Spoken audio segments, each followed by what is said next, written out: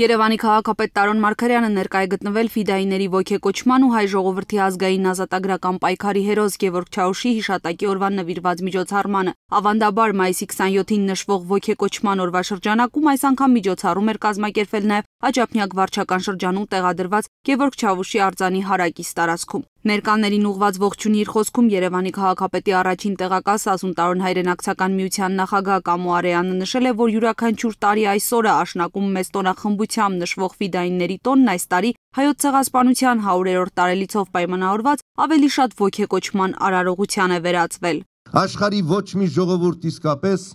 այդքան երկար չի նայել մահվան աչքերի մեջ եւ այդքան համառորեն չի շարունակել ապրել։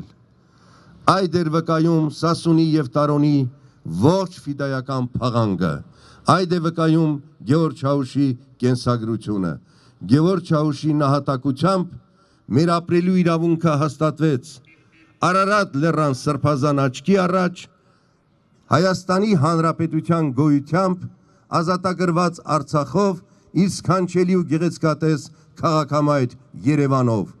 Քաղաքապետ Տարոն Մարգարյանը միջոցառման մասնակիցների հետ միասին ծաղիկներ է խոնարհել Գևորգ Չաուշի արձանին, հարգանքի տուրք մատուցելով ֆիդայապետի հիշատակին։ Ֆիդայիների ոգեկոչման ու հայ ժողովրդի ազգային ազատագրական պայքարի հերոս Գևորգ Չաուշի հիշատակի օրվան նվիրված միջոցառումն ուղեկցվել է ազգագրական երկու պարով։ Այնուհետ Երևանի քաղաքապետը ներկա է գտնվել նաև Սասուն Տարոն հայրենակցական միության նոր գրասենյակի բացման արարողությանը։ Միության նախագահ Կամո Արեյանի ուղեկցությամբ Տարոն Մարգարյանը շրջել եւ ծանոթացել է գրասենյակի պայմաններին։